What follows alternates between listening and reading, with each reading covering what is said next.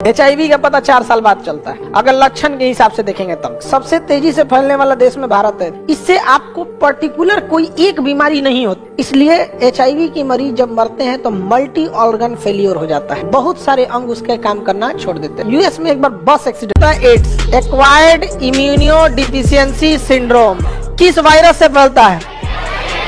Human immuno virus. जांच कैसे होता है? Enzyme link immune solvent assay, ELISA, enzyme link immune solvent assay. आप बताइए इसमें हमारी WBC की कौन सी कोशिका प्रभावित होती है? WBC की T सेल।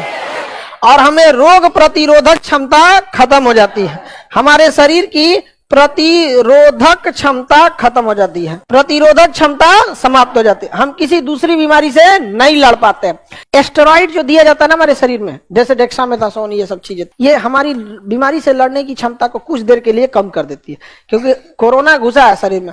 अच्छा, कोरोना के मरीज में एक समस्या ये था कि एस्टेरॉइड हम लोग 7वें या 8वां दिन देते थे, क्योंकि शुरुआत में लड़ने की क्षमता कम कर देंगे तो कोरोना स्टार्टिंग से भारी पड़ जाएगा, तो इन्फ्लामेशन की स्थिति में दिया जाता था। आगे समझेंगे लोग उस सब चीजों को। यहाँ पर कोरोना अब तो लोग ध्यान से भी नहीं देखते, कहीं आ गया तो फिर ध्यान से देखने लगेगा क्या है क्या नहीं। तो HIV वायरस की वजह से जो बीमारी होती है उसे एड्स कहते हैं। एड्स की जांच न होती बल्कि वायरसवा की जांच होती है, किससे? एलिसा जांच से।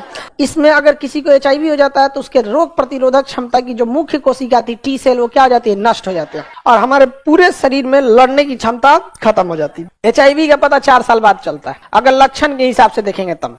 शरीर में कंटिन्यूअस बुखार रहना, बहुत 4 साल लगातार वेट लॉस होना, 60 किलो का था 55 होगा, 52 होगा, 45 होगा, एक कंसिस्टेंटली घटते जाएगा उसका वेट।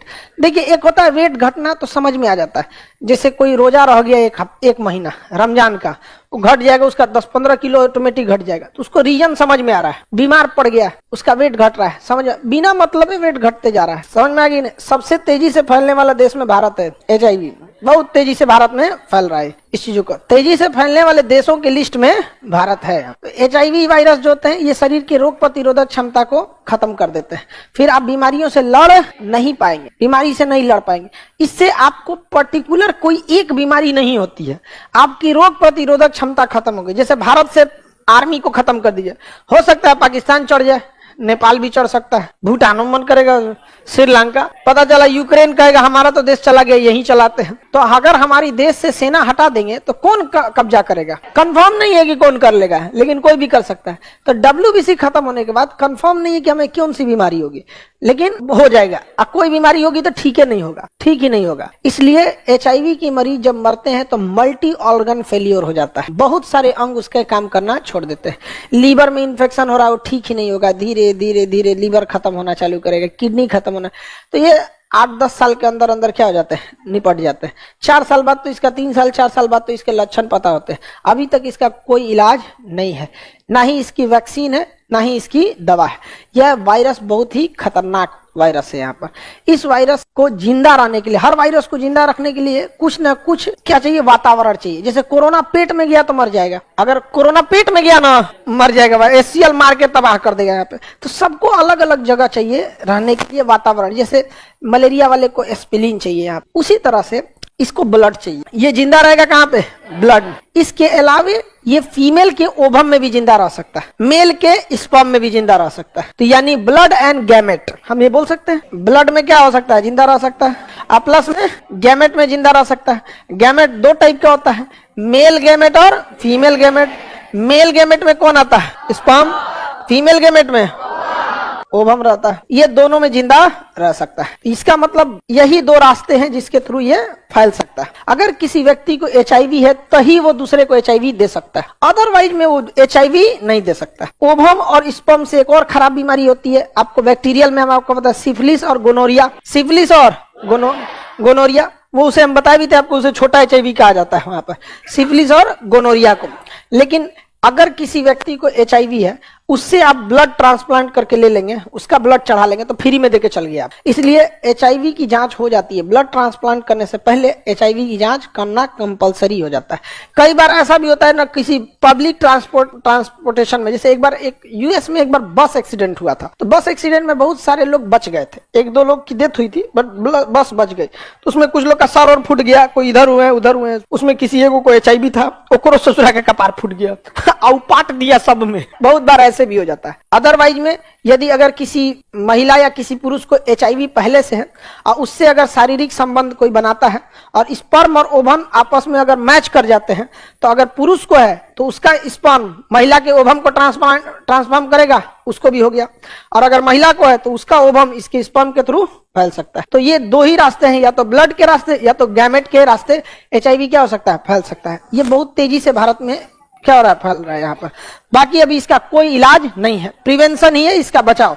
आप लोग सावधानी से रहिएगा, थोड़ा बाल वाल कटाने में, दाढ़ी बनाने में, दाढ़ी तो खुद से ही बनाना चाहिए। आप लोग को स्टूडेंट लाइफ में अगर बनाते हैं तब समझ में आ गया कि नहीं। अरे एक मशीन ले लो, रगड़ दे यहाँ पे एक को लड़का रहता है, नापने वाला रहता है, ये बड़ा हो गया है, ये वाला ये छोटा है, नाप के। आज तक हम ना नापते हैं, आता है बाल कटाने के लिए नापने लगता है। खान से लोग पढ़ने आते हैं, दाढ़ी बाल देखने नहीं समझ में आया तो नहीं नहीं सर ये बड़ा हो गया, छोटा हो गया, बड़ा छोटा हो गया। आप गजब आदमी है आप, हम ही को सिखाता है। एक दिन कर सर आप स्कार्फ करा लीजिए, स्कार्फ। हमको स्कार्फ कुछ होता है क्या? वो तो ठंडी से पहनने के बचाया जाता है।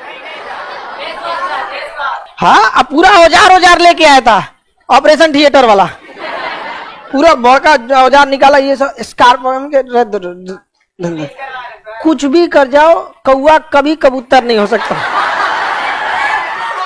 तुम स्कार्फ करो, कुछ भी करो, आदमी का मेलानिन कभी खत्म नहीं हो सकता। समझ में आ गया कि नहीं आ गया? और कहेगा सब कि ये ग्लो देगा, ग्लो 14 दिन तक। अरे कोशिका की बाहरी परत का आयु ही होता है 14 से 28 दिन। तुम्हारा ग्लो वलो सब खत्म हो जाएगा, बाहर से फिर वही करिका निकलेगा। समझ में नहीं? हम तो पहले क्रीम लगाते, क्रीम वो काला हो जाता था। ये सब चीज से नहीं रहना चाहिए। समझ में आया कि नहीं? हाँ क्रीम काम करना छोड़ देता था, क्रीम काला काय होगा। किसी को दिक्कत है किस डिटेक्ट करने? हाँ बैठिए। जैसे अगर सैलून के टाइम पे आप प्रिकॉशन बरतते हैं, तो जहां आपको 100% संभावना थी ट्रांसफर होने की, वहां संभावना 2 से 5% बच जाती है। तो कहीं 100% और 2-4% में कुछ तो हम लोग का WBC ही तगड़ा रहता है, घुसते कहीं मार देता है। वो तो धीरे धीरे ना एचआईवी खचरा होता है, घुसता है तो लड़ता ही नहीं है, चुपचाप। WBC मारेगा ना, चुपचाप लगा जाएगा यहाँ पे, चुपचाप धीरे धीरे पहले फौज बनाएगा अपना, धीरे धीरे WBC को लगेगा तो बहुत शरीफ है। 4 साल तक शराफत दिखाता है। कितने साल तक? 4। तो ऐसा हो सकता है कि कम संख्या में आएंगे, प्रिकॉशन रहेगा, WBC मुआइए दे उसको तुरंत यहाँ पर। क्योंकि शुरुआत में तो थोड़ा बहुत लड़ाई लड़वे करता है, पहचानने के चक्कर में। देखे रे तुम कैसा है, घींच तान में मर गया तो ठीक है यहाँ पे, नहीं तो फिर तो उनका व्यवस्था कर देगा। तो किसी भी बीमारी से जब बचाव किया जाता है तो 100% बचाव नहीं होता है। कोई भी वैक्सीन भी लगाते हैं तो 100% तो नहीं होता है, लेकिन हम लोग प्रिकॉशन ही कर सकते हैं। दूसरा कोई रास्ता नहीं है एचआईवी से बचने का, इसका कोई वर्तमान में इलाज नहीं है। अगर किसी महिला या पुरुष को एचआईवी है, यदि स्पर्म एंड ओवम आपस में मैच किए तो ट्रांसफर कर देता है। यहाँ पर ब्लड हो सकता है तो हो सकता है, किसी को कोई दिक्कत